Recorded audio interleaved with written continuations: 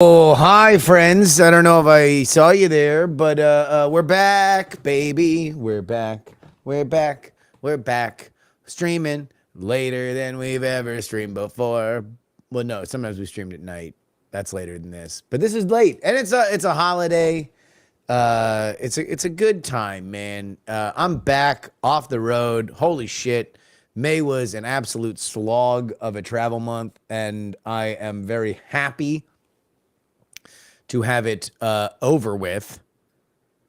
But with that, we have a special guest here. Ladies and gentlemen, my wife. It's me. It's wife. It's wife. How you doing? And your child. Yeah, my child. My baby, it's growing. Oh my God, is it? It's a real problem for me nowadays. Give us the update. Update. Update. Yeah. She getting big. I don't She like is. it. And she's Remember the time where we were like, oh, is that a kick? Oh, I don't know. I don't know. now Is that she a just kick? she likes to kick straight down to my crotch, Yeah. which is Well, she's done that dangerous. for a while. Yeah, but now She's it's strong. definitely noticeable. Now she's strong. But now you feel the kicks more. I do. Even the ones that I'm like, that doesn't feel like very big, you can feel them. Mm-hmm. But Yeah, she's got a leg on her. a little leg. Yeah. Yeah. Probably two of them. In fact, We- I'm what almost we saw- positive that we saw two of them. We did see 2 feet in the most recent ultrasound. Oh no. Oh, no. Oh no, there goes the plant. Plant's drunk. I guess we should Memorial save that Day, for the day drinking. podcast. Save that for the podcast. Yeah, updates. yeah. We'll save that for the podcast. We're not doing Dreamore, right now. Juyrymore. Yeah. Available wherever Everywhere you get podcasts podcasts. are found. I'm back, baby. Well, we both had travel. Half of my travel was with you this month. Yeah. Half of the travel was work travel. Well, the kickoff of travel was visiting Ohio family OHIO. in like end of April. Ohio means cringe now. I've learned that. Yeah. Am I a cringe? I was born of cringe. Skibbity is bad. Okay. Ohio is cringe. There's That's what the kids are saying. There's a lot of other kid slang that there's Does it make mewing. you- There's mewing. Yeah. Does it make you happy that our child will make them feel old? Yes. That- And that we will feel That old they'll by say that they'll whatever say, new. "Oh no, I'm gonna feel great. I'm gonna feel great because I'll know what Bella knows." Yeah. Yeah. I'll know that. Yeah. I'll know what's in your belly. I don't want you. I don't know. I don't know how I feel about that because I feel like you're going to pick up on whatever, like, random kid shit. Like, I Yeah. feel like you're going to do the research on Also, the kid digital shit. surveillance. This kid's gonna be surveilled like the NSA. Yeah. Oh God. Yeah. Just in case, I'm gonna have backdoors to fucking everything. Yeah. Yeah. I don't trust it. Like, I get all of my. No, not Bella. Beller. Yeah. Beller's the code name. Beller. Well, we say Beller. We say honk. Yeah.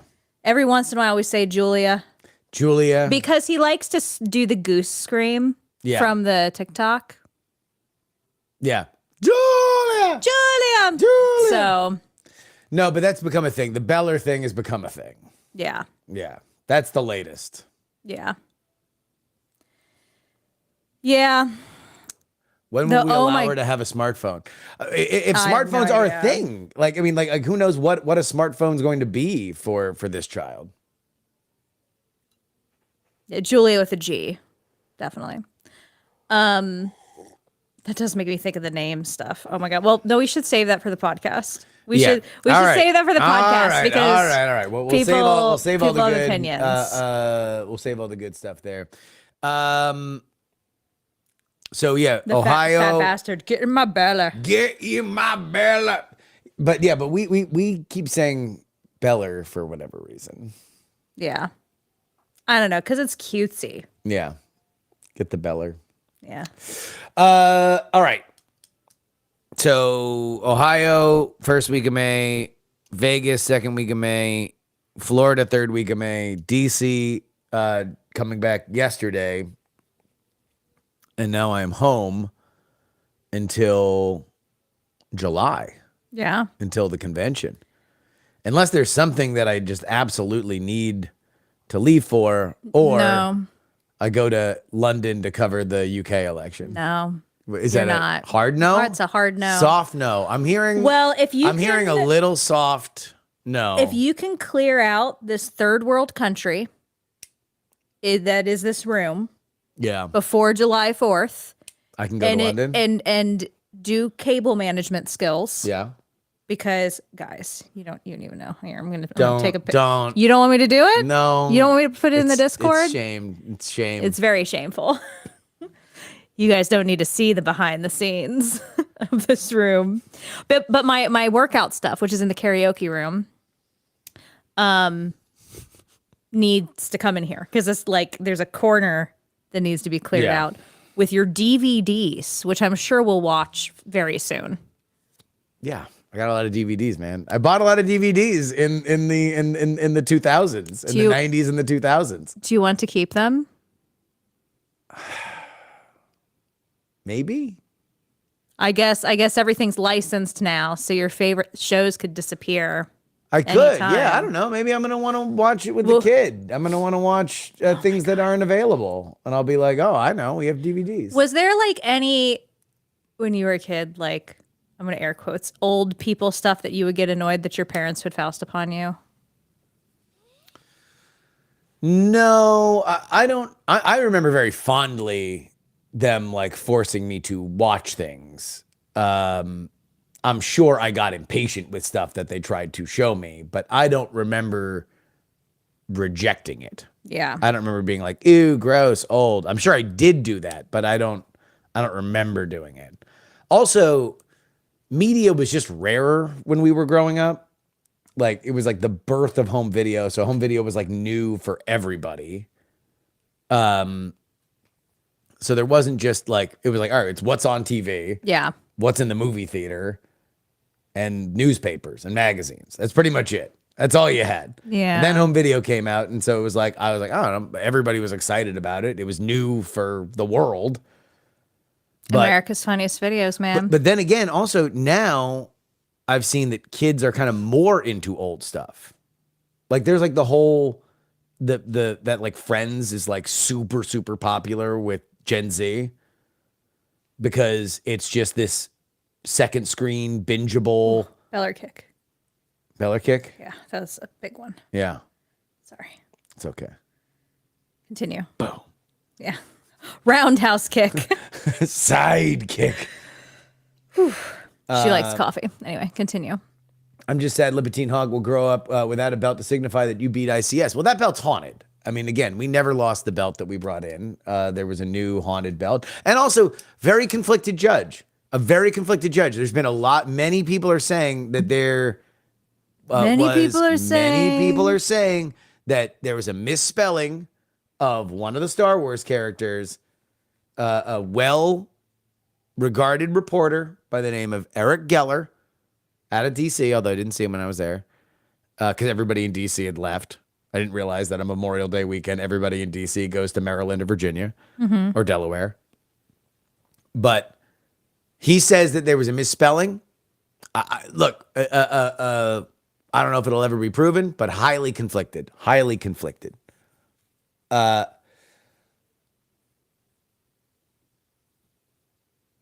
So, all right. What were we talking about? We were talking about all sorts of I don't know, man. stuff. Okay. Anyway, I don't know. you're shaming me for cleaning this up. I do need to clean this up. Maybe that's how I spend today. I also just need to get rid of a lot of shit. There's a lot of stuff that was in the old studio that I don't use anymore. A lot of cables. A lot of cables that I'm not only that I am using, but many cables that I am not using. There's also random car seats up here. Well, those will eventually go into cars. Yeah. Because now we actually have a reason. They were up here because we didn't have a child in our lives, and we were saving them for when we had our nieces and nephews. You know, we're coming to town. we're getting a third car seat from a friend.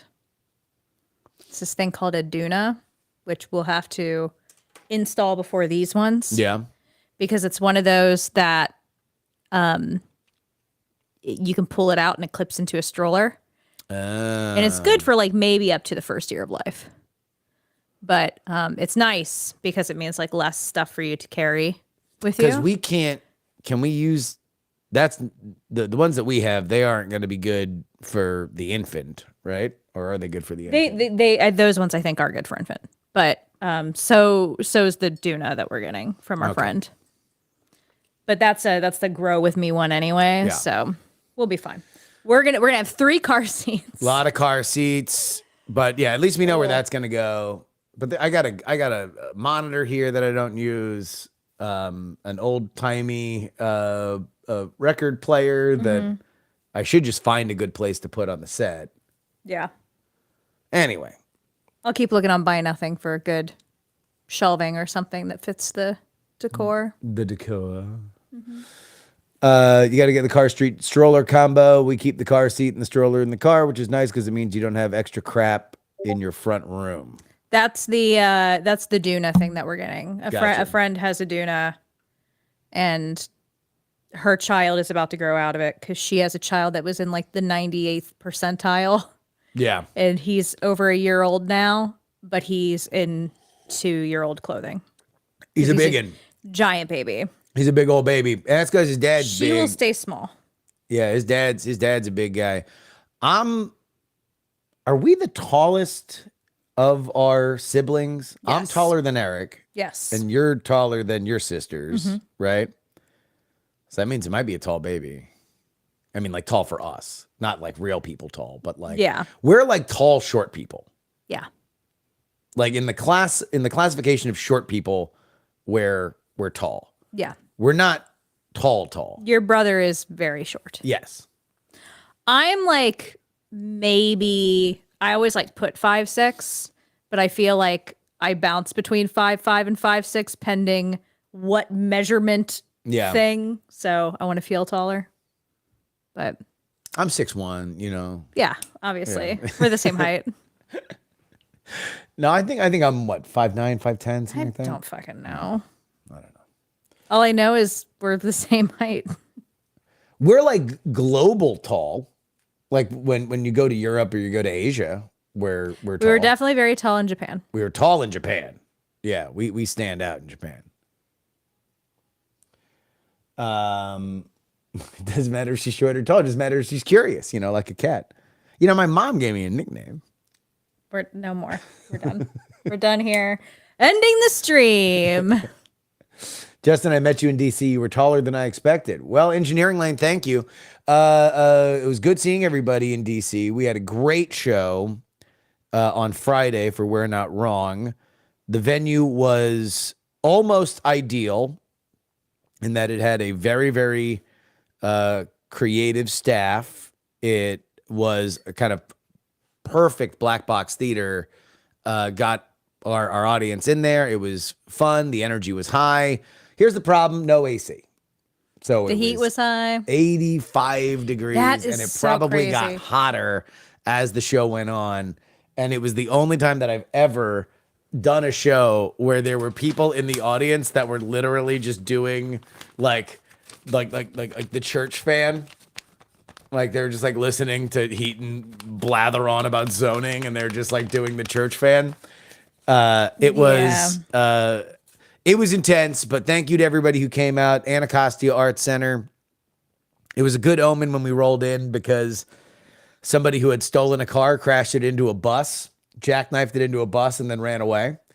So we couldn't even get to the front of the Anacostia Arts Center because that was being blocked. And we were like, well, okay, well, that's a good opening thing. We barely got the show on for technical reasons that we can skip over, but but then the show itself was great. You guys will hear it on Wednesday, maybe even a touch before, depending on when Will gets to it. How did Andrew survive? He just he took off his fancy pants blazer and just did the show. He was a trooper. I saw a picture from the show, and you were all very pink.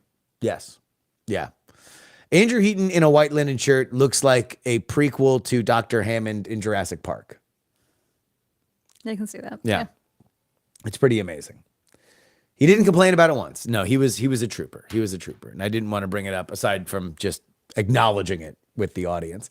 We did go a little bit faster than we would have otherwise because I just wanted to make sure that we weren't in that room for any longer than we had to be. Yeah. But yeah, so that was Friday. Oh, she kicking? Kicking.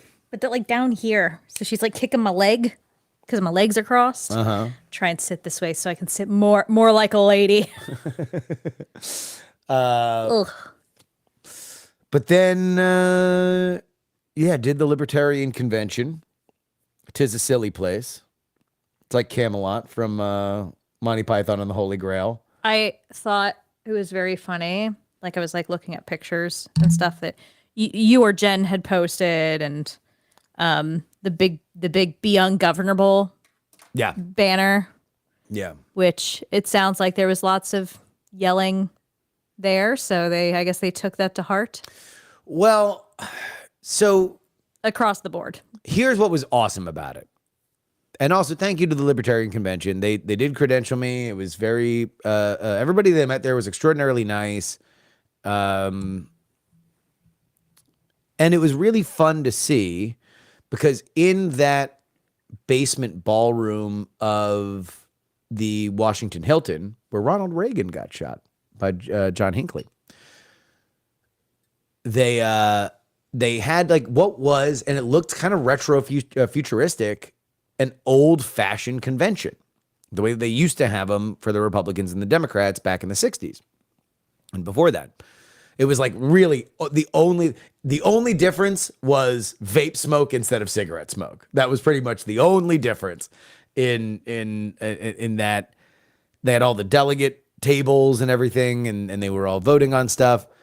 It's just, the Libertarian Party is those delegates are very focused on fighting with each other. And ultimately, I don't know if it is going to produce a candidate. Chase Oliver is their nominee. I don't think it's going to produce a candidate that will coalesce its party and will do well. And I want all political parties to do well because I'm a fan of people running good campaigns. I like to watch good campaigns. I like to make fun of bad campaigns. And this is, it's hard to make fun of it now because they have a system where this is the most fractured that they're going to be. Mm-hmm. It's not like they have a primary system, state by state. But yeah, it's silly. It is a very, very silly place. The vapey back room. Well, no, they certainly don't have a smoky back room because the smoky back room would have decided who the nominee is. And holy shit, did they take a long time to do that. And it came down, Michael Rechtenwald was the man for whom the Mises Caucus backed. All right, I'm going to do my best. Ashley, please ask any questions if any of this is unclear. All right? I'm ready. So, the Libertarian Party, like all parties, are made up of delegates from states. The faction of the party with the most delegates is called the Mises Caucus. But we won't even get into kind of what they are or what they believe in. Isn't that a character from Rick and Morty? That's Mr. Meeseeks. Okay. Yeah. Okay. Anyway, Look at me. Okay. I'm just going to envision that he's Meeseeks. the delegates. That's fine. Yeah. Yeah. Okay. Go. Von Meeseeks. Yeah. So it was assumed that both the nominee for president and the chair of the party would be the person that was backed by the Mises Caucus. And indeed, on Saturday, the Mises Caucus backed chair won another 2-year term. So it was assumed that the next day that would happen for the nominee. It doesn't. While the Mises Caucus nominee leads through many of the early ballots, he starts to lose support. And part of the reason that has to factor into it is that he had a very strange night the night before when Donald Trump spoke, where he was one of the speakers that went out and spoke before Donald Trump. And then there was a press conference basically afterward where a bunch of the presidential candidates were up on stage and he just left in the middle of it. Weird. He admitted that it was because he took an edible. And so homie was in the Matrix. Mm-hmm. He was seeing colors. And not a great thing to do. I would say politically, an even worse thing to admit. It'd be better to say, hey, I left because I hated your dumb questions than it is to say that I did an edible, because it shows a level of unseriousness. Eventually, Honesty is not always the best policy, it Sometimes turns it's out, not. in politics. Sometimes it's not. So He's probably high when you told him that. I did not talk to Michael Rechtenwald, but Michael Rechtenwald eventually gets eliminated. And so it comes down to this dude, Chase Oliver, or none of the above. And the Libertarians had the chance to do the most libertarian thing in history, which is to go through an entire convention process and determine that they don't have a nominee, which would have been chaos. It would have cost them ballot access in a bunch of different states. Just absolute disaster if they had done it. They don't. They none of the above does not win the final ballot. Chase Oliver does, and so Chase Oliver is the Libertarian nominee. Although I don't was even, that the Mr. Meeksies guy? no, that was It the Michael other guy. Rechtenwald. Michael Okay. Rechtenwald did not. He All right, did not win. I have opinions. Okay, and go thoughts. ahead. Go. So, I think it's funny that they didn't go with the guy that admitted he had an edible. Yep. Now, unprofessional, yes, but if a guy talks about grabbing people by the pussy Yeah. and other assault allegations come up and they can still become president, then like, why can't a guy that had an edible, man? We already know we've had at least one other high president at some point that's admitted to it, even if it was former to presidency. Yeah. But maybe we just like or hate drugs more than we hate. I don't think it's a hate assault? drugs thing. I think it's more of a like anybody who's running for president with 50 state ballot access, that's a full schedule. Yeah. Like that's a lot of pressure. And it's like you should be taking this moment as a dress rehearsal for what you are now going to be doing. This is your life now. Maybe he wanted the weed vote. Well, I mean, if you want the weed vote, fucking handle it. Like, give the best speech of your Yeah. life, and then be Yeah. like, and by the way, I'm high. Ah, like that's how you win the weed vote. You don't win the weed Yeah. vote by tweaking out. Yeah. That's why I can't do weed. Yeah, no, they like drugs, but they like pros, man. You don't want amateurs out there just like farting away opportunities. So that's it. The Meeseeks people hate the current nominee because he's woke. So the Libertarian He's candidate woke is because woke. he had an edible. Is that what it is? No. This is the other guy. Michael the new Rechtenwald, one. very much not woke. Edible guy, not woke. Okay. He's like on Tim Pool's podcast all the time. Okay. He was the anti-woke professor at NYU. Blah, blah, blah. This other guy's a lawyer, but he's more in the like traditional libertarian mold. And so he was more in line with like masking and that kind of stuff, which means the Meeseeks people fucking despise him. And that's why they were thinking about jackknifing the entire party. Any other questions? No, I just So keep many getting- kicks. I'm just getting kicked so much. So many kicks. You were really excited to stream, I know. but you didn't realize the kicks would come. No, Nate- because She loves coffee. she does love coffee. And usually after I eat, that's when Dollar kicks. Bah. Yeah. I well also this is kind of like uncomfortable to sit because I'm trying to like not just fucking have my legs super open right at the camera. Yeah. And she's like, I don't like that. Kick. Too much Yeah. squishing. Why are you doing kick. this? Kick, kick, kick. Kick, kick, kick. Chun-Li. Bah, bah, bah, bah, bah. Yeah.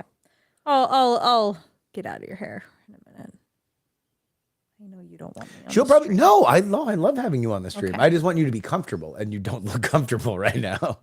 Maybe we should get a blanket, put it over my legs, and then I can give the beller some room. Yeah. The Because everything is coming out more now. Over the last like 2 weeks, I feel like you still have I'm your really belly starting to button pop. barely. Yeah. It's You it's very shallow. It's holding Barely, on. barely belly button. It's holding on. Yeah. I don't think I have any stretch marks yet, though. I don't think so. I've been looking. I don't think I do. Moisturize. The Trump speech was amazing. I was really glad I was there. It was a total shit show. That room was like drunk. Like it was Saturday night at a regular ass like sci-fi convention drunk. It was not a like, oh, the former president of the United States is here. Let's keep it together. It was like, no, let's cut fucking loose. People were boozing. They had to be in that room. I had to be in that room 3 hours early. A lot of the folks were in that room from like 2 hours out. It was intense, man. It was intense. Trump came out.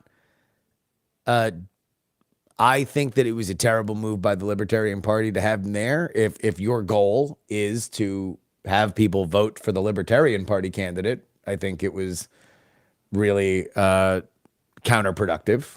So I will hold to my opinion that it was political cuckoldry. But I was happy I was there. I was really excited.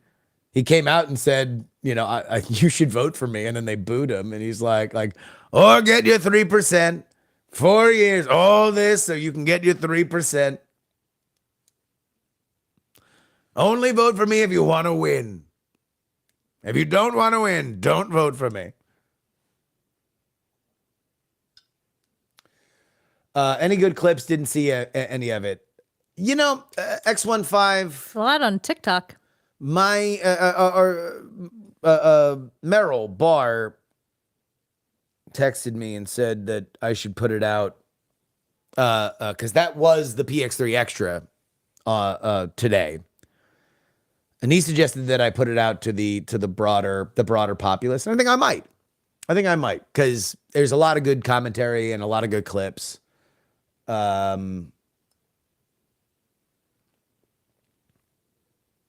Yeah, but he made fun of them to their face.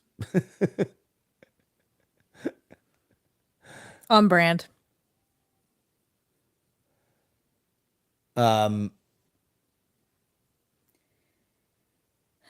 Libertarians are basically Republicans. No. And boy, was Saturday night an example of why they don't believe that they are Republicans. They are very, very different. I mean, number one, they're a different party. Like, their goal should be getting votes for the Libertarian candidate. You want to make them as important as you can. You know, go ahead. I'll believe that a viable libertarian candidate will exist when I have just any two libertarians that can give me the same definition of what a libertarian is. Yeah. You know. Well, they're just they're a very messy party. That is safe to say. Yeah. Safe to say. Well, people were like, oh my God, how embarrassing for Trump that he got booed to the Libertarian Party. Everybody gets booed at the Libertarian Convention. Everybody gets booed. Their chair gets booed. Their nominee gets booed. Everybody else who is running for both of those positions get booed.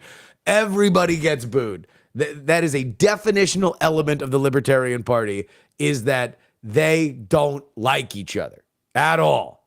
At all. They hate each other. And the only thing they hate more than each other is anybody who's not in the room.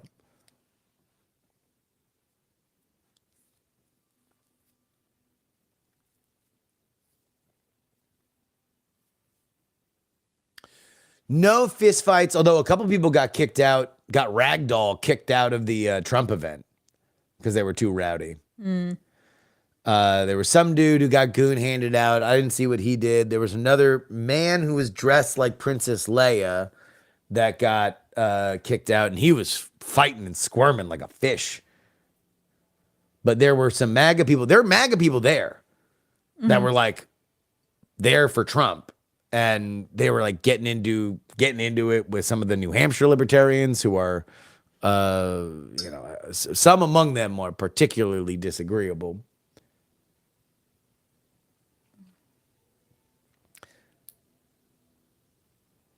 Yeah, I mean, I think it was a total upside for Trump because even him getting booed demonstrates that he doesn't care where he goes. He is asking everybody for their vote. He was in the Bronx on Friday. He was in the Libertarian Convention on Saturday. Mitt Romney didn't go to those places. George W. Bush didn't go to those places. George H.W. Bush didn't go to those places. Nobody else went to those places. Trump is going to those places. That's his rebranding. He is broad. He is building a wide coalition, and he will explain to anybody who wants to hear why they should vote for him. Like the no news is bad news kind of thing too, right? Like, Yeah, it's also a definitional against. It's highlighting without saying it, although he also says it, that Biden does these very safe events where he speaks for, 15 minutes and then gets off stage, and he still manages to fuck up stuff in the middle of that. So that's what they want. Is that true of like anyone that's sitting in office that's campaigning though? No, No? Okay. no. Obama would go out and, Yeah, you're right. he would do big speeches, big crowds, Yeah. because people loved Obama. They're managing him. They're managing Biden because he's like, because it's not great, Bob. Like he has he doesn't present well, I guess would be the kindest way to say it. If we were saying it the kindest way possible. Yeah. And by the way, the latest polls are dark. What, for Biden, you mean? Yes. Yeah. Let me pull them up here.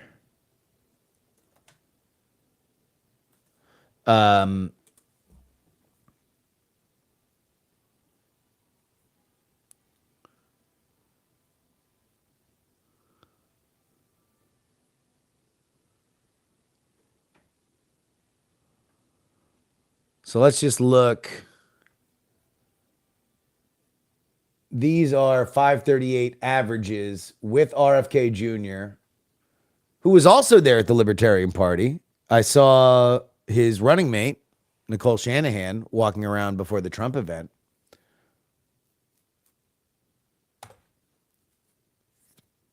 Are these phone polls or what are they?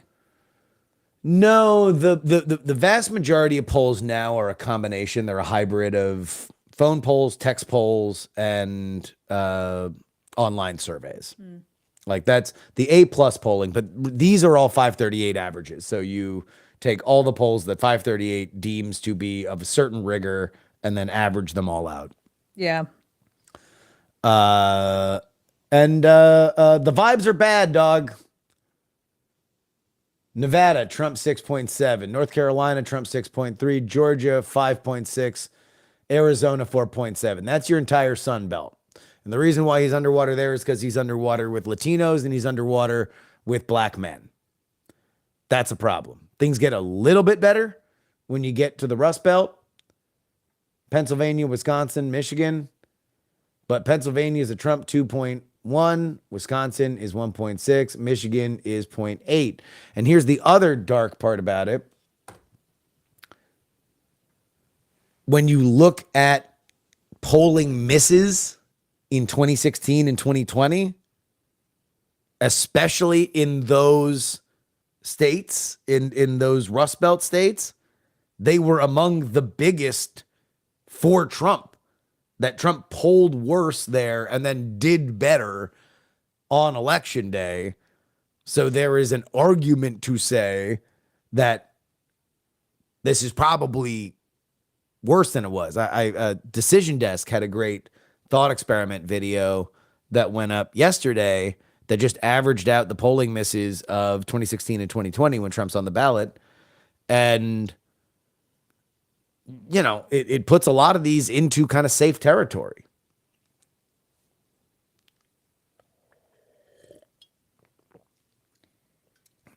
Spin Dash, Biden's only strategy is, what are you going to do? Vote for Trump. Well, Yeah. And I think it's a problem because I don't think he likes the answer. America's answering, yeah, no, I think we might. Yeah, I just don't see because Biden is obviously running a garbage campaign. He's not even leaning well into like the women's health thing, which I know he's done a little bit of lip service Roe to, is on the but, like, ballot. oh, It's on the ballot. I'm gonna stop before That's literally it's literally their, I know, it's their slogan. I don't Or want to no, go. no, no. I don't want to go on a Let's be tirade. fair. Restore Roe. Restore Roe is the As somebody who's been very concerned about the state of Roe and other things as a pregnant person. yeah. Yeah. Anyway, I don't think he's leaned well enough into that. And the reality is, and I think this is like one of the things that I get a little frustrated with talking with some of my friends who like are much more like solidly left Yeah. in that, it's like, oh, well, there's no way for Trump because of blah, blah, blah. But, these are also, a lot of them are Bay Area tech friends that are making good tech money. Mm-hmm. And as long as the economy still sucks for the average person, Yeah. like those fence sitters are going to go the other way. And it doesn't matter how responsible Biden is or isn't for these things, right? Like Yeah. if your money is hit and your groceries are still up 20, 30, 40%, Yep. I don't have a lot of faith in it right now with how shitty of a campaign Biden's running. Yeah, it's the thing the most positive sunshine on your shoulder thing that you can say right now about the Biden campaign is he still has a path to victory. Less and less with the younger kids. If they show up to vote. I know that's like a whole But thing, that was but, another like, thing. There was like a thing where like Gen Z is like way up on Trump comparatively from 4 years ago. Yeah. Like that cohort. Because remember, like they were barely alive. They weren't paying attention during grab 'em by the pussy. Like, they grew up in the aftermath of Me Too and the racial reckoning and kind of all these culture war things. But they just, they're looking at Trump with fresh eyes and they're like, I don't know, he's funny and fat. He goes to MMA. He goes to MMA and he knows Dana White. All the lefty Gen Z folks that I see like are very adamantly anti-Biden and Yeah. like want to vote for somebody else that is not Biden Yeah. or Trump. So it's interesting. Like, yeah. We don't know who Le Petit Hon is voting for. Yeah. She'll be alive. Yeah. She will determine this. That will be probably the most intense 2 months of my life. Yeah. Trying to do Baby. the final like weeks of a general election while managing my firstborn child. Yeah. See how that goes. Feels like Trump is trimmed down for the election cycle. Yeah, he's still chungy. He's still chungus. I've seen him a couple times, but I saw him close up this week, and he's got that Trumpian figure to him.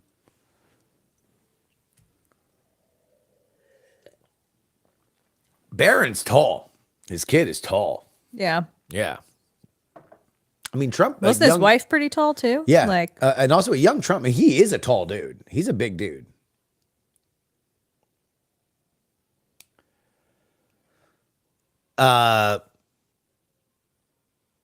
But yeah, no, I don't think I'm out on the idea that Trump at the LP was a bad thing, really, on any direction.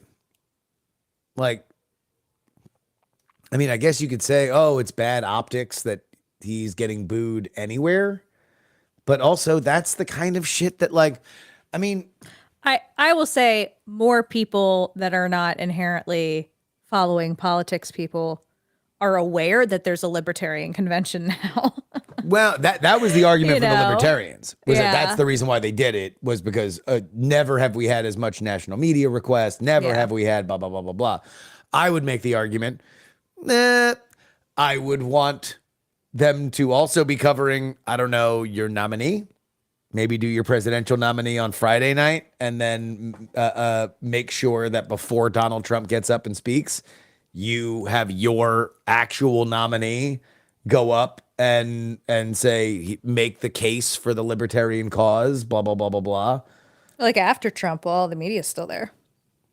You know? Oh, all the media was there before. Everybody had to load in 3 hours before. Like, he could have given an hour speech, and it would have been covered, and it would have been streamed, and it would have been a thing, and it would have been contrast. Yeah. He could have given an hour speech beforehand and a 30-minute rebuttal afterward, and that crowd would have been on fire, right? But they didn't, because they're not great at planning.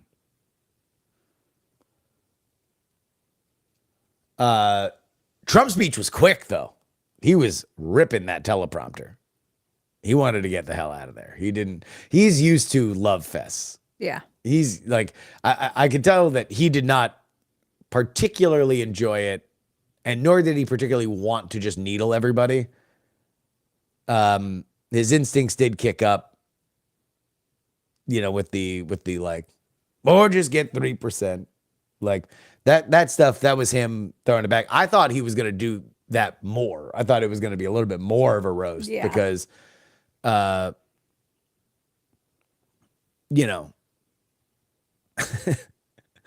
argument is like, from his perspective, he came there, promised to put libertarians in his cabinet, promised to commute the sentence of Ross Ulbricht, the founder of Silk Road, which is a big pet cause for libertarians.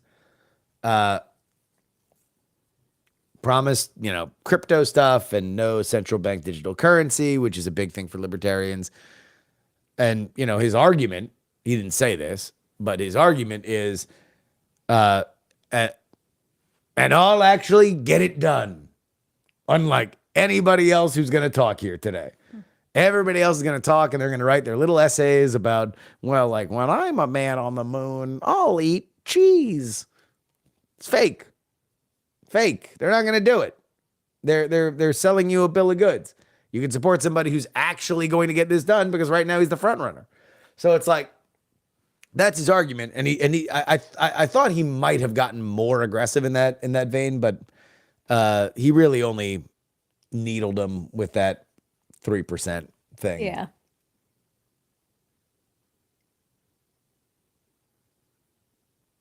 Well, I think I'm going to go head back downstairs. All right.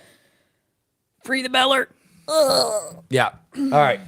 Bye, Wife, friends. That's me. When there were speeches out of the main room, Trump supporters flooded into the saved seats, and LP members had to kick MAGA out of their seats. MAGA was like, move your feet, lose your seat, LOL. Winter Scoop, semi-correct. Here's what actually happened. Source, I was in the room. The LP took too long with their chair election, which was probably the thing that they cared the most about. Because it was another referendum on the Mises Caucus. It was Angela McArdle who was running against the other person. That took too long.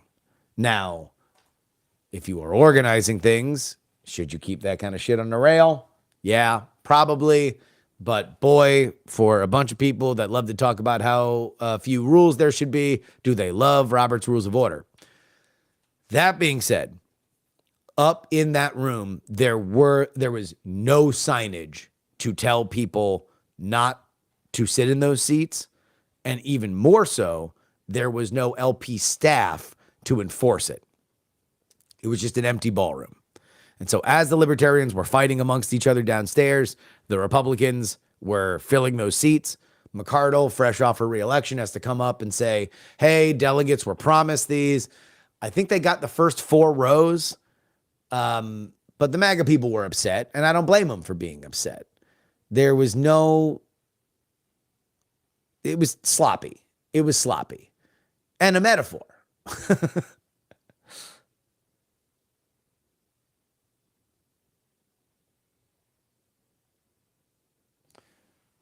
Negative crowd reaction. Yeah, there was no staff. No staff. Nobody up there at all. It was Secret Service, and some of the Trump advance team was organizing it.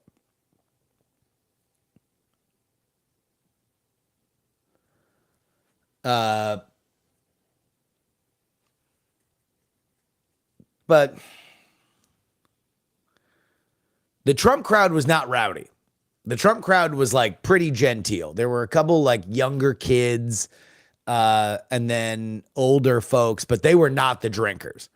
The drinkers were the libertarians. The libertarians were the lushes. Did anyone use a flamethrower on the scapegoat? No, that was last night. That was a great match. Holy shit. I can understand why they put it last. Normally you want to put your championship match last, but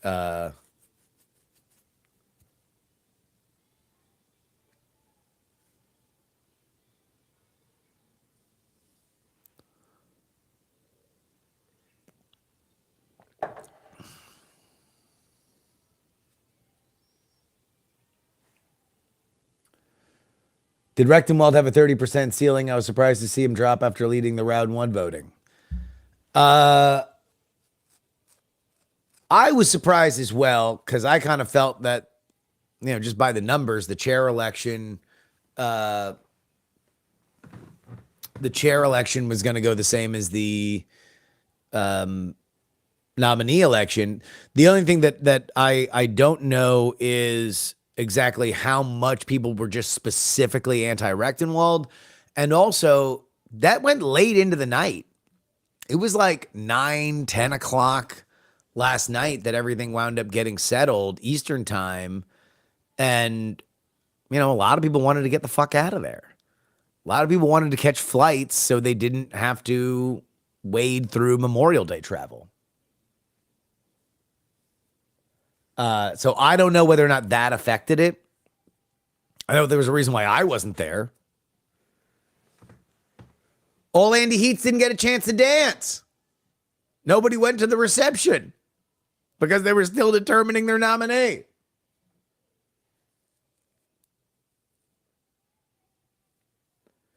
I will say that Rectenwald is not exactly an inspiring candidate.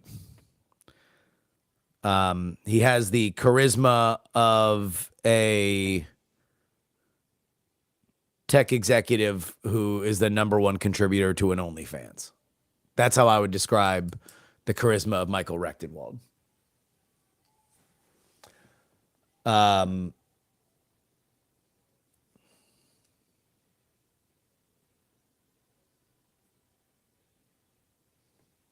I also like that the booze caused to Trump insult him and said that they could keep getting 3%. Yeah, not basically insult. He did insult. Like, again, political cuckoldry. It's him taking, because it's not just the people that are in that room. It's also libertarians. I mean, look, or the Mises Caucus.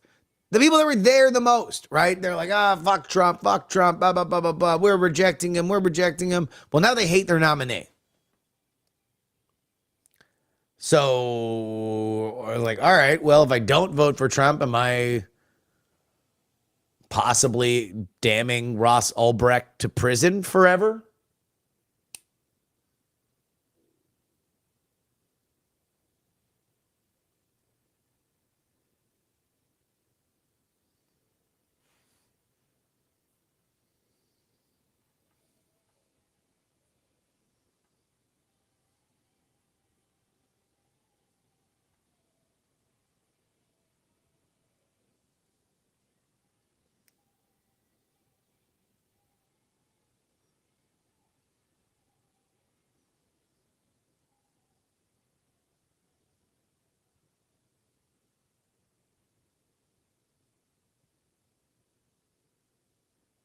Oh, no.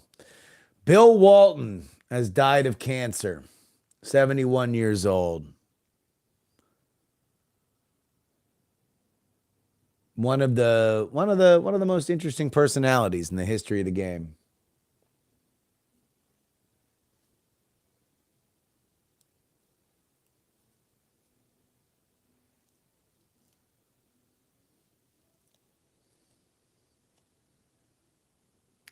Throw it down, big man. Throw it down.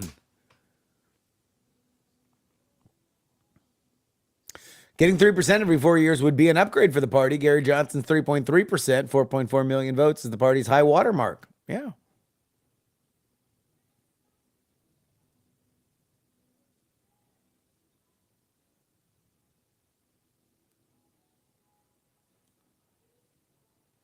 Did he see Dead and Co at the Sphere before he died? I don't know. That's a good question.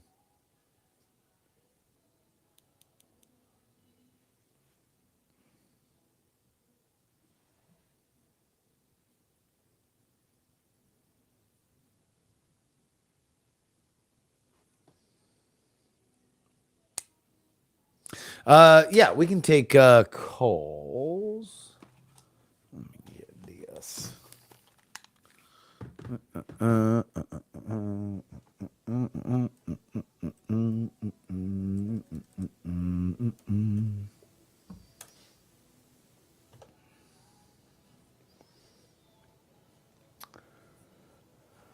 Five 404 8030.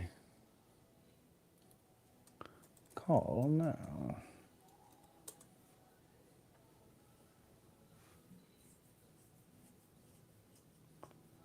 I have not heard the new Possum Posse album. I am a bad friend. I'm a bad friend. Hello, who's this? Hey, it's Scoop Face. Happy Memorial Day. Oh, well, thank you so much. Happy Memorial Day to you as well, friend. Hey, I just got one real quick thing for you. Hopefully it helps relieve your nerves for the future. Okay. You said it's going to be a stressful time because you have the campaign plus managing a newborn. Yeah. You don't have to do any type of managing. That newborn will be managing you. Yeah. No, that enhances my fears. I don't know why you would think that would be to say that I'm going to be less in control than I already thought is more nerve-wracking. Oh, then I sincerely apologize. I was going to say the best part is you don't have to make hardly any decisions. All you do is survive. It's some of the most least stressful things. It's okay, feed them, sleep when I can, make sure mother doesn't go crazy. And that's all you got to do. Well, yeah, that and do the fucking podcast. That's my point. That's a lot. Oh, yeah, sure. Yeah. You'll be fine. I have faith in you.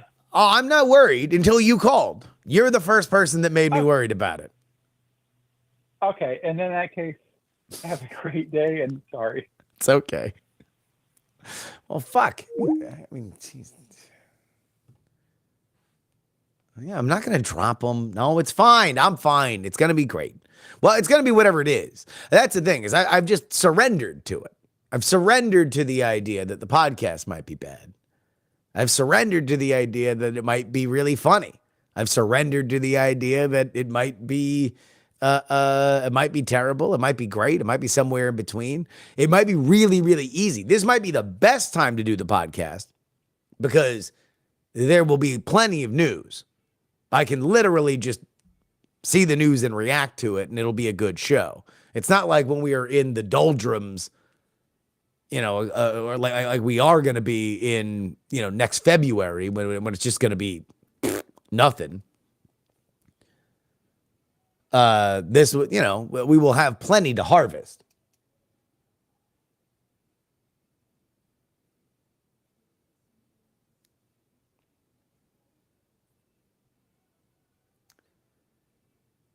You can do this part on autopilot. I will say, I do think that in looking at the schedule, the streams might be spottier. They might be spottier. But we'll see. I don't know. I don't know how this is going to go. I don't want to make any promises.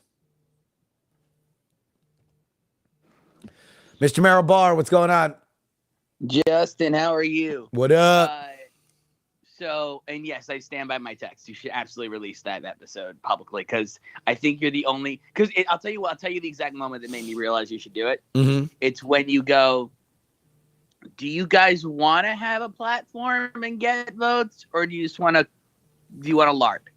Like, do you want to be? Because there's better ways to do it. That was the exact time I said you got to put that out publicly. Yeah, that's my take for folks who didn't listen to it, and I will put it out. My take for folks who didn't listen is that the Libertarian Convention, like, part of the argument for them having Trump there was like, okay, for the price of a speaking slot, we might have freed Ross Ulbricht. That's something that libertarians really care about, and so good for them. Also, you don't need 50 state ballot access to do that. You know, that's what Planned Parenthood does. That's what the NRA does. That's what a bunch of organizations do. For the price of a speaking slot, for the price of their support, you got to do X, Y, or Z that will please the members. That happens all the time. If you have 50 state ballot access, I would suggest using it. That's my point. Yeah. Okay, so here's my question. Every few years, I watch the 2016 election coverage you did because I find it very fascinating and it's a very interesting watch every few years. It's such an interesting time capsule of both where we were politically and just where you were in your career. Mm-hmm. And every time I watch it, I'm left with a new question I want to ask you. Okay. So which you have watched it more than I have, because I have not watched it ever. I think this is my third go around on it. Like, how long is it? How long was 8 I on? hours. I don't watch it all in one sitting. I'm not that insane, but like it's 8 hours long. I watch it over a few days. Dan Carlin's on it. Carlin's on it. Brian's on it. Tom's on it. Invisible Wife is. I think is she? No, she's not on it because she's like she didn't want to deal. Yeah.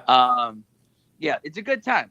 But my latest watch, I noticed two things. Yeah. Thing one, there really wasn't a moment where everyone went, "Oh shit, Trump's gonna win." It really felt like it just became Trump's night, but there wasn't like one state that he wins and suddenly you're like, "Oh shit." Like in the real time moment, retroactively, of course, I think there are case in points, but in the moment, so could that happen again this year where there isn't going to be like one singular moment? Well, there wasn't one in 2020, obviously. Mm-hmm.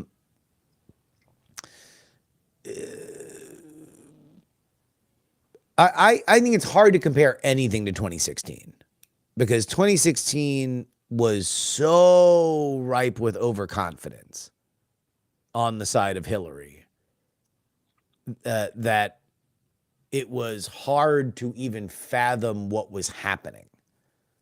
You know, unless you were like absolute dyed-in-the-wool MAGA and you just believed the like, oh, look at our crowds versus her crowds. There's an energy here. There's a change. Like, this is going to happen.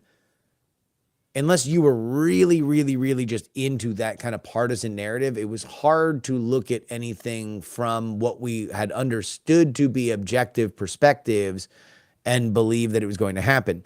I went back and watched clips of that stream, mostly because when I was doing Raise the Dead, I wanted to find a moment where I was very overconfident, and I found that I really wasn't because I had been wrong on Trump through the primaries.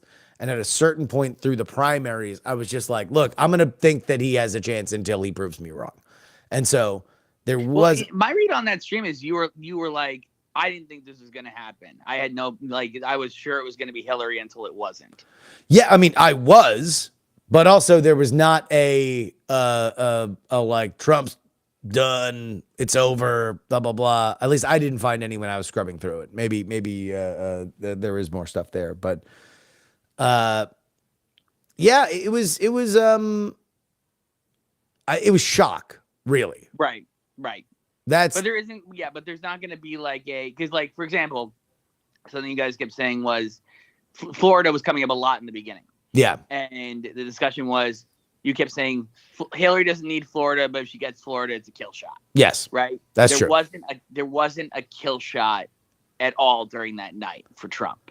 It was just there was a moment. Now there is a moment after Carlin speaks where it goes from, oh shit, if she doesn't get these 4 bellwether states, Yeah. it's fucked. Like, but there wasn't. That's probably the closest to a like turn is the realization. Oh shit, she's got to get all 4 of these now. Yeah, which is usually when it's already over. whenever it gets into like, okay, well, randomly these states need to go against the prevailing grain of the rest of them. That's usually when it's already toast. In hindsight, when was Michigan called? Michigan was Late. called late. Yeah. Late. But that's the kill shot. The kill shot is Mhm. Michigan. As soon as the blue wall falls, it's over. So this leads me into my second question. Throughout that stream, you talk about the fact that you didn't like Trump, you didn't like this as a person, you were not a fan of the man. But something that I've noticed I think has changed now, 8 years later, is you cover him like he's a politician. Yes. My question is, do you think he was always a politician, or did he learn on the job to become a politician? Politician's a weird word. I would say campaigner. You know, he was in 2016, he was running like the presidency was a new season of The Apprentice. Right? Now, you know, he's been a president. He's been a force in the world of politics for 8 years. He's got a team around him that is very seasoned when it comes to campaigning. Before, everything was very haphazard. He was firing his staff every 3 months. They were doing insanely dumb shit. Corey Lewandowski got fired because he goon-handed a Breitbart reporter of all people. Like, there was just a lot of weird sloppiness, plus everything that was kind of coming out about him, you know, about Russia or the P-tape or anything else that was around that. Grab him by the pussy, all the Hillary stuff, the leaked emails, the WikiLeaks, like that kind of stuff. It was so chaotic, and he was the center of the chaos. So it was hard to give him any operational kudos because there was no discernible operation beyond get Trump in front of camera or people or both. That was pretty much it. 2020, it's so weird because it's COVID, and, you know, maybe his campaign would have done better if COVID hadn't happened. Who knows? I certainly thought he was the favorite. That being said, now, not only did he kind of pitch a perfect game, you know, with maybe the only people that got on base, not a perfect game. He pitched a no-hitter because, you know, Nikki Haley gets on base via, you know, walks or something like that a couple times. But other than that, he's kind of like dominated this race.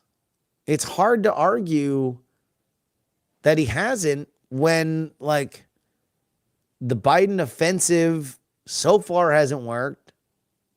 They've, you know, and maybe it's easy because the Biden campaign isn't really good. We haven't seen them tested, but the Trump campaign hasn't made their own mistakes. And that was a hallmark of both 16 and 20. Do you almost expect that this November will be our first quote unquote normal election in 12 years? It feels more normal, you know, and even then, you know, it's going to feel more normal because we're only going to have this one case, and this case sucks in New York. So it's like, it feels, you know, the fact that he's not going to go through 2 federal trials and shit like that, by all likelihood, that will make it feel more normal. If he were to do all that, it would feel very, very abnormal because that shit's never happened. Yep. All right. Have a good rest of your Memorial Day, man. All right, man. You too. Have a good day. Bye. Call me now. 510-404-8030. 510-404-8030. AP calls Eastern Time. Pennsylvania was at 1:35 in the morning. Wisconsin was the 270 call was at 2 o'clock, 2:30 in the morning. That was in 2016. So PA was the tipping point state. Have I talked about the idea of normalizing the idea of replacing Biden? No. That has shocked me. Two of the shows, and I would recommend to anybody, regardless of where you are in the political spectrum, the Ruthless Variety program for right of center stuff, specifically whenever they're talking about campaigns. They know about campaigns, and they don't put their blinders on when it comes to trying to get to 50+1, right? They are very, I think, rational actors when it comes to where problems are and where strengths are in the candidates. And then Hacks on Tap, which is Mike Murphy and Axelrod. Similarly, they are the more left of center, and either, Murphy is a Republican, but he's a never Trumper. So they are an anti-Trump perspective. But both of those shows, Ruthless has been saying it for a while, but they're right of center. But Hacks on Tap said it again, what I said on Wednesday, which is, are we going to start to get the should Biden step down stuff? And more specifically, is it going to happen if he fucking totally boofs this debate that's coming up next month?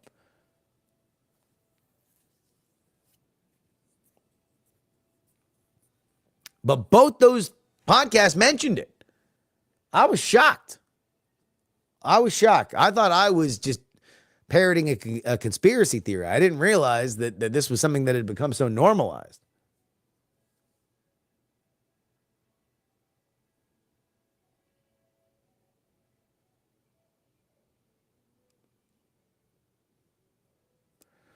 Who would step in late in the game? It's Kamala. It can't be anybody else. It'd have to be Kamala. And to be totally honest, to really make it work, Biden has to resign. He has to resign for health reasons.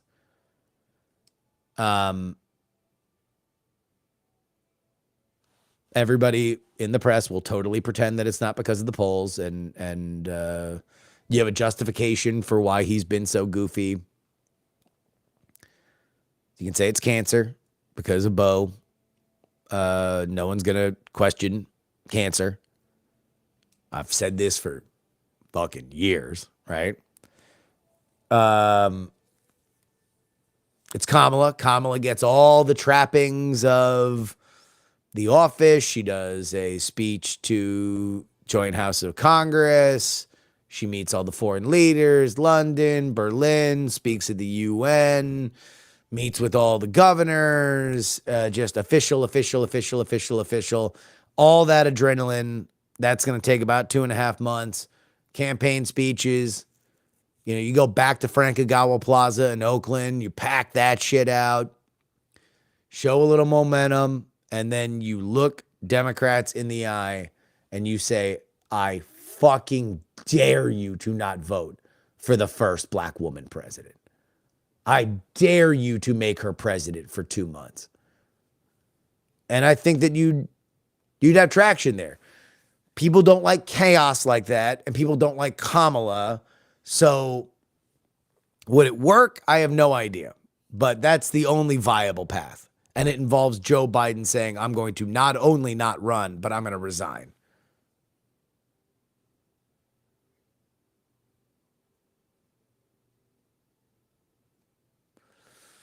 Who'd be Kamala's vice president?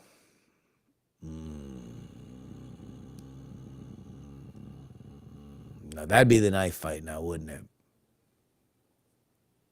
That might happen at the convention. You might actually have a floor fight for that. Might be Pete. Black woman and a gay man on the ticket?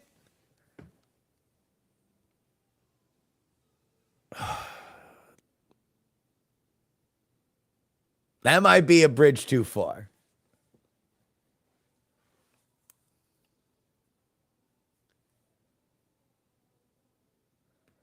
Oh, I think that there'd be a lot of people in the Getty family that would love for it to be Gavin Newsom and I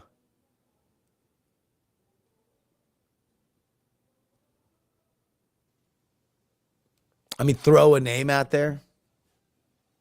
Because I do think it would be somebody, but you want stability, right? When Obama was running, he needed somebody from the Senate that knew his way around. And that's how Joe Biden ended up on that ticket. Ladies and gentlemen, your Democratic 2024 ticket, President Kamala Harris and Chuck Schumer. How you like that? How you like that? Chuck Schumer.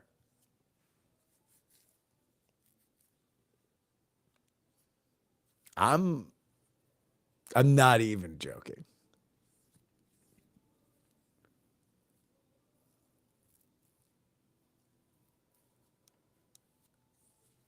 This is just a fantasy Biden's not going anywhere. Well, I agree with you. God himself could come down from heaven and say, Joe Biden, I will only secure your family's eternal salvation if you step down from the presidency right now. And he'd be like, I'm getting to it, Jack.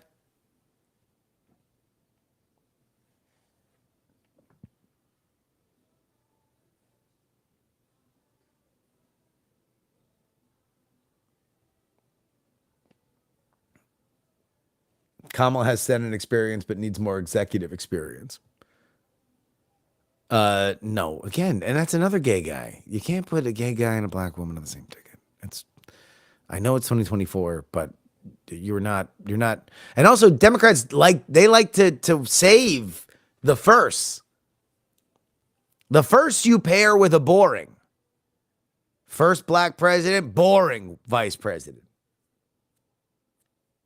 You want to save that first gay president. Save him. Protect the first gay president.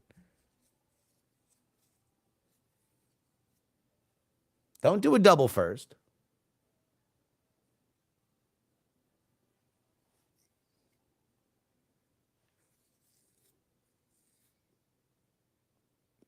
So after the first election, that means she's in her second term. No. She would be eligible. She'd be like LBJ. She'd be eligible for 2 terms.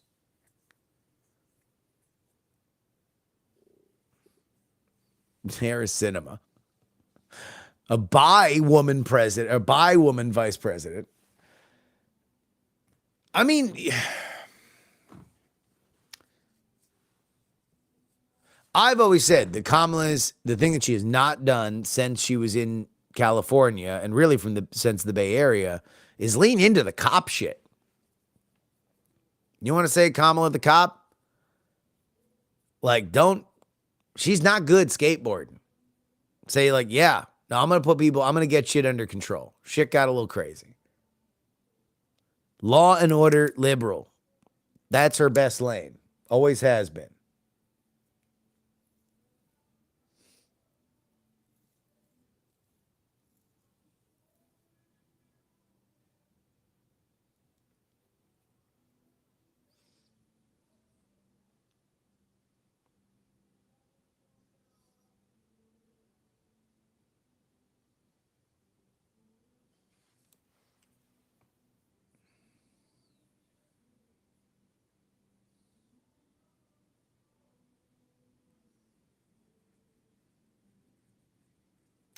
Nikki as VP to Kamala. No, Nikki took her name out of that. I mean, that being said, Nikki can always go back on it. There's nothing that Nikki Haley says that she won't backdoor in 2 months for the right incentive. But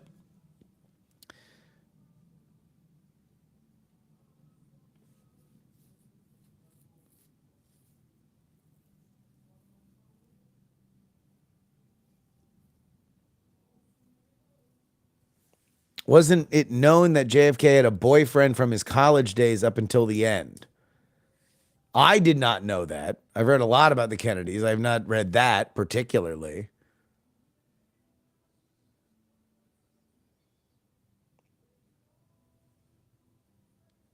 You haven't listened to a single RFK Jr. podcast yet, have you?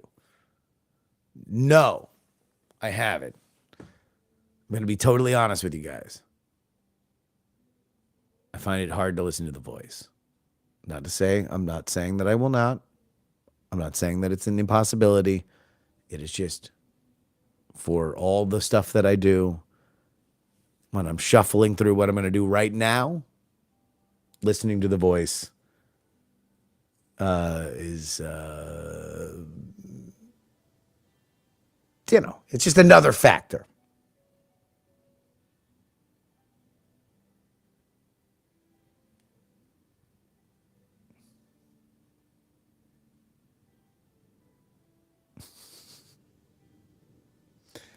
Chase Oliver's Veep. I like your commentary, but we need you on RFK. Why? He's going to get...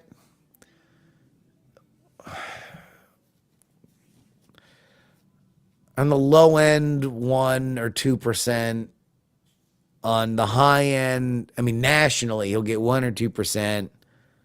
On the high end, if Biden craters, maybe it's 5. But he's not going to be the reason why Biden loses. That's why I haven't taken it particularly seriously.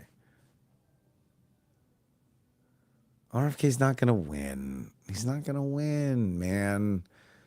He's not. He seems like a nice enough guy.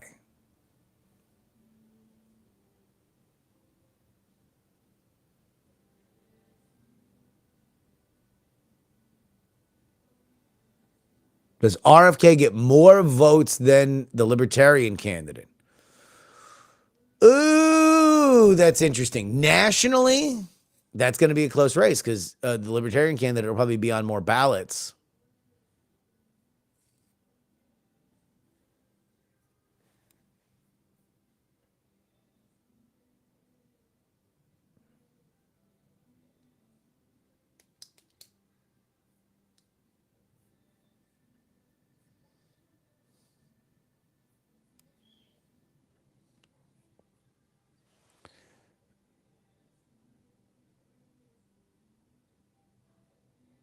Realistically, Blinken would work as Veep.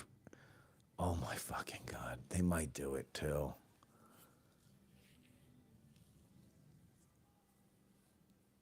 Tony Blinken.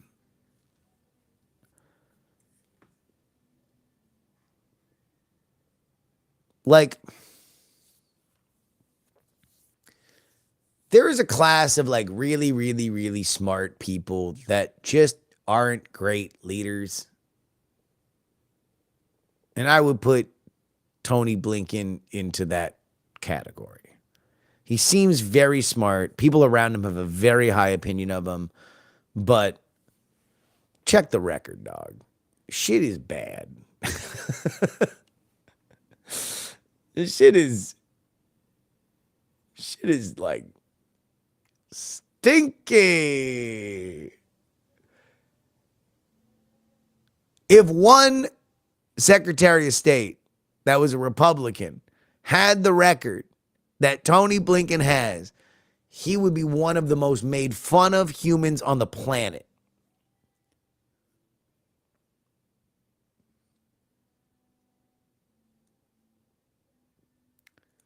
You have to hear what RFK is saying. It's not politics. It's the actual way to fix the country. Michael, I'm gonna take you seriously. Give me one podcast I gotta listen to. I got some time today. I gotta do some shopping. Give me one podcast that he's done that you think would best encapsulate it. I will listen to it for you. For you.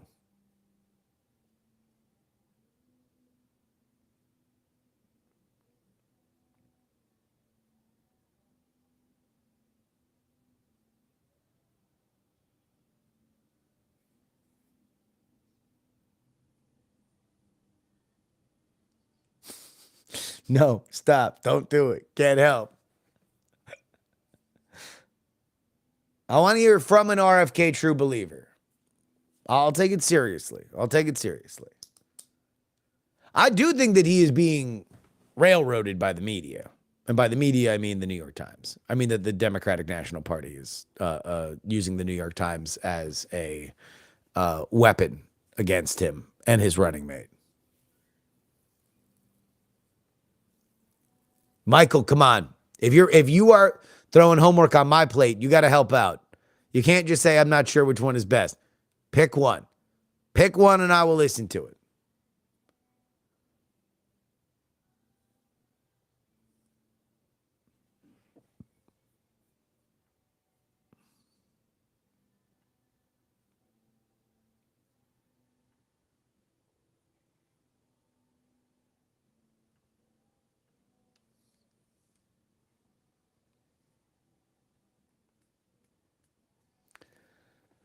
The 4-hour Rogan one. All right. I don't really listen to Rogan, but I'll listen to Rogan.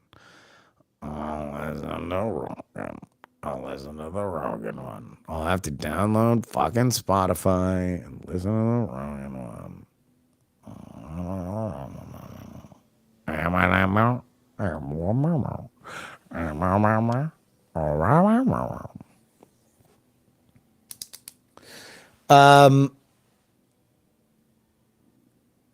I don't have any bad feelings about RFK.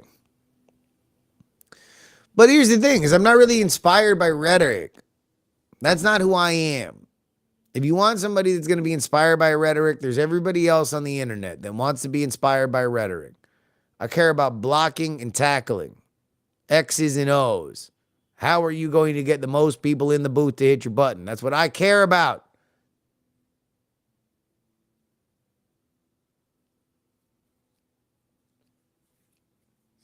They talk about the video where they CG'd Biden's eyes open. Oh my God, send this to me. Oh my God.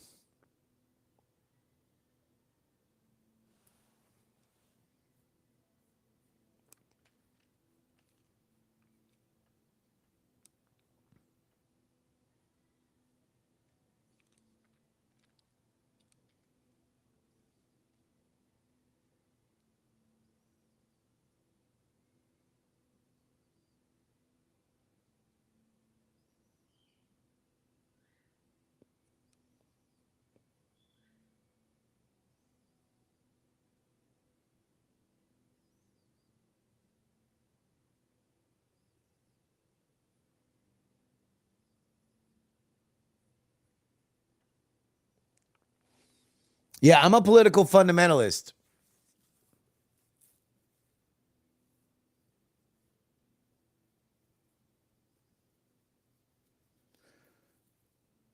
Do you think that RFK is really polling at the percent the media claims? I have no reason to doubt it. You want to take a look? Let's take a look. You want to talk about RFK? We'll talk about RFK. Okay.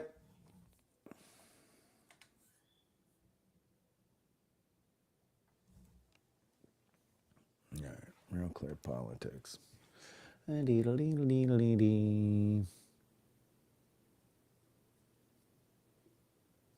These were these Cook numbers from Friday.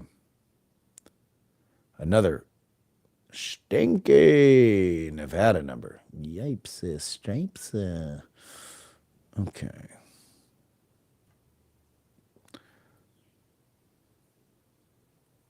RCP has Kennedy at 10.6, but trending down.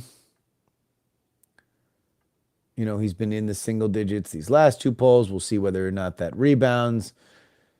Stein and West at 1% and 2%, so negligible. I would expect that Kennedy's number is probably going to come down closer to sub 5 by the time that it's all said and done. That's tends to be the history with candidates like that.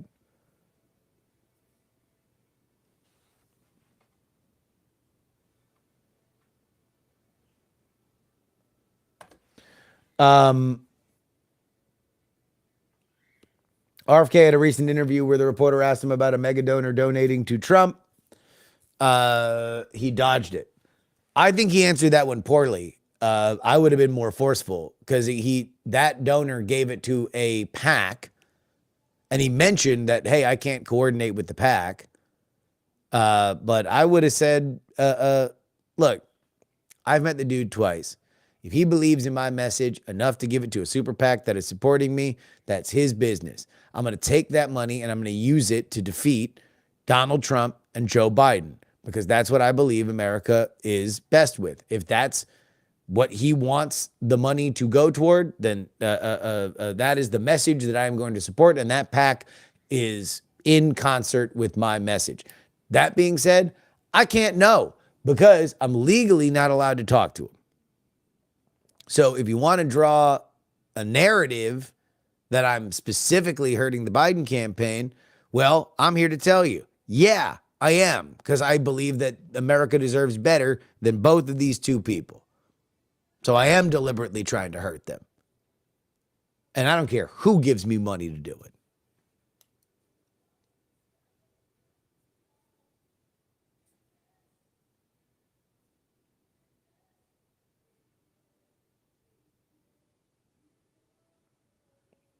Russell Brand with RFK was recent.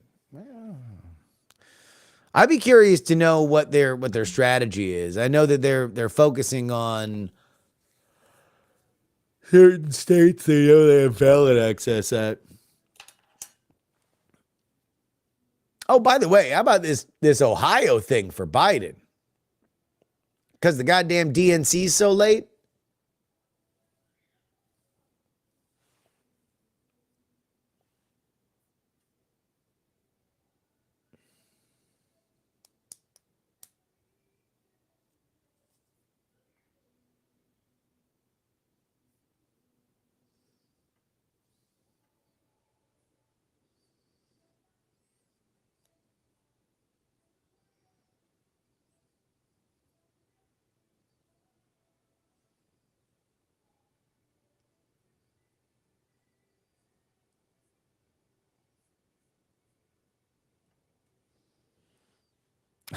Ohio resident here. It happens like every election. Okay.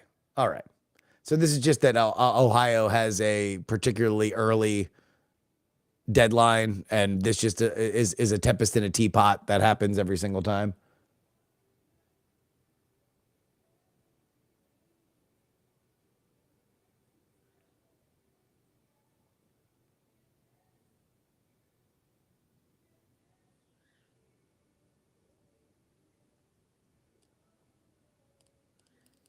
RFK campaign manager was secretly recording in a room of donors saying that she thought RFK is absolutely a spoiler against Biden. I saw that she was on an interview. It was not a room full of donors.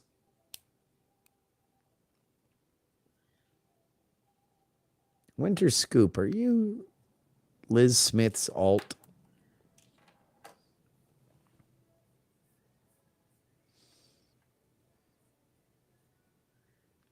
Oh, by the way, Midjourney would not create a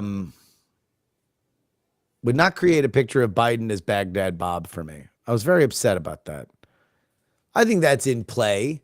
That's not mean. To make Biden as Baghdad Bob? Come on. Come on, man. No joke.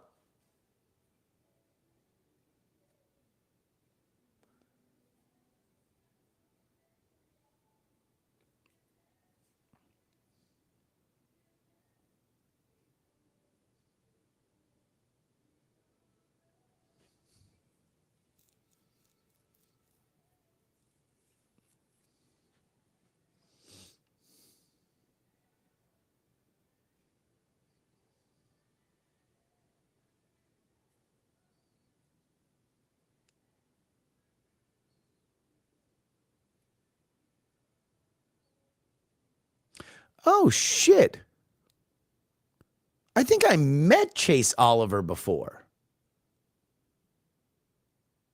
I think I met Chase Oliver outside of the Herschel Walker, Raphael Warnock debate. I interviewed him. All right, I'll reach out to him. I want to talk to him. I want to talk to Oliver.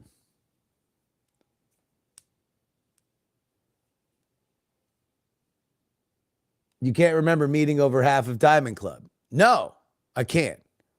I met a lot of people, dude. I met like I don't know, man, whatever.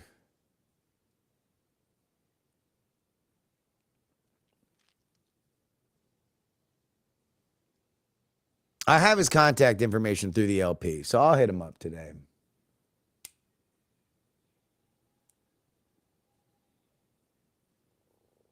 Yeah, he was the only motherfucker I interviewed because I couldn't even get into that debate.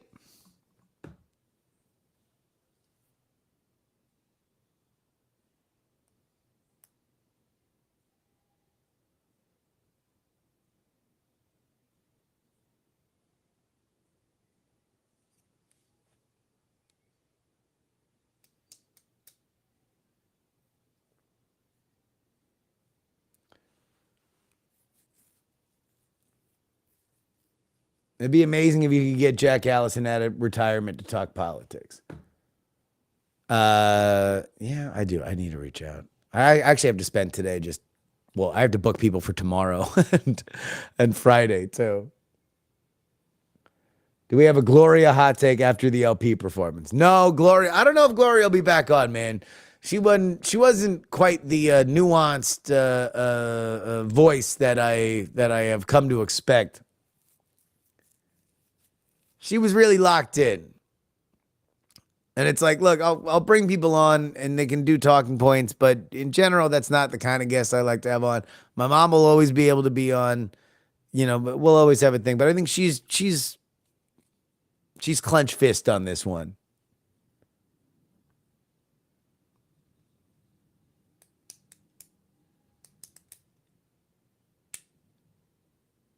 And she got the Nikki reaction, which was great.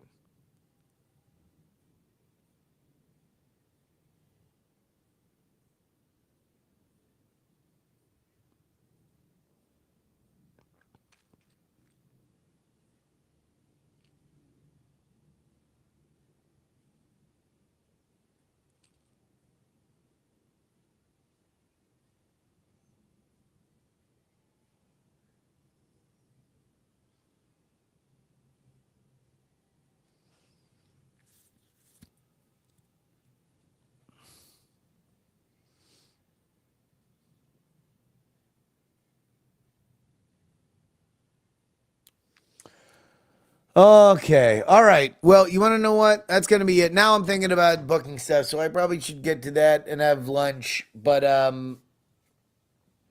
we're back on a regular schedule because I ain't traveling no more until the Republican debate. But actually, no, we do have debate prep to do. Ooh, what old debates should we watch? What old debates should we watch? That's good content because we only have a few weeks. It's like June 17th. Let me take a look. How many weeks do we have until?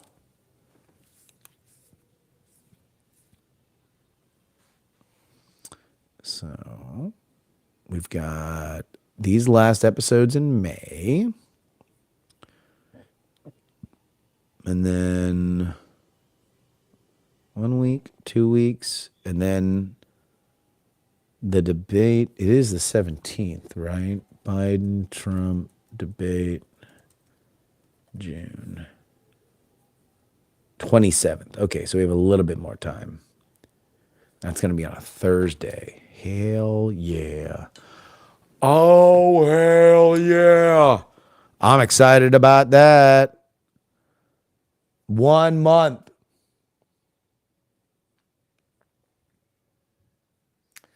The 2020 debate makes the most sense. So we can watch those two. But we also want to see, if I were to put together a mixtape of debates to prep, I would say the 1960 Nixon-Kennedy debate, because although I might do one of the more rare ones, because those were the last ones that happened in TV studios. Bring Jen and Heaton over to cover it live. Do you guys want them? Because I love them. And for elections where there's a lot of time to fill, having a bunch of people on is what it is. But with these debates, I kind of feel like it's better if it's just us, because I can kind of call things out really quickly without having it be a larger conversation. And that way I'm not stepping on what they're saying.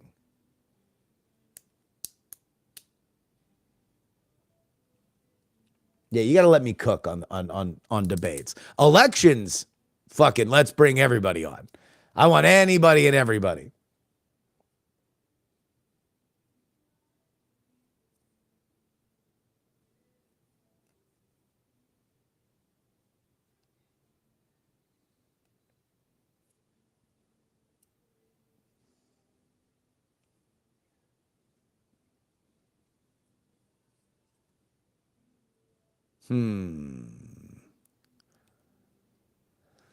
Then I'd want. All right, let me write this down. I think 1960 third debate. Although that's a little hipster. Maybe it's the first. And then you want kind of a cautionary tale for Biden. And that, I would say, 2012 first debate, the one where Romney kind of whipped his ass, because that's the problem with sitting presidents, is that you have, you're the president, so nobody can tell you shit. And then you get up on stage and you eat it, and then you're like, man, I really got to prep. Maybe Carter Ford. That'll be the first one back.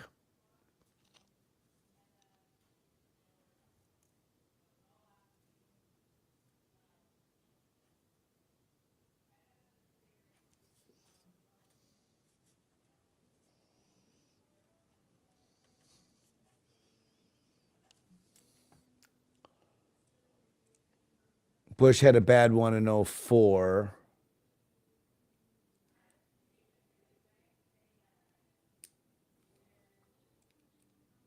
Yeah. And then, of course, like both 2020s.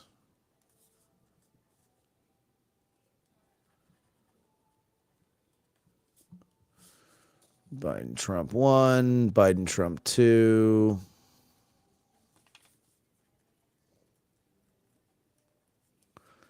And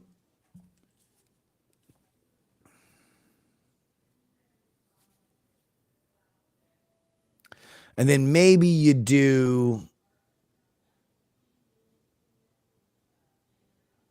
Biden's best debate is 2012 VP, Biden VP. And then maybe 2016 Trump first debate, where the kind of legend was born. That's a good prep sheet. Nixon, Kennedy 3. Romney, Obama 1. Carter, Ford 1. Biden, Trump 1. Biden, Trump 2. Biden, VP. Trump first primary debate. That's a good one. Maybe we'll do that. Okay. Okie dokie, Smokey. Love you guys. We'll be back on Wednesday. It's Monday, right? Okay, good. It's Monday. I'll see you then. Till next time. Stay frosty. Have a good day. Have a good Memorial Day. Happy Memorial Day. Let's memorialize Memorial Day.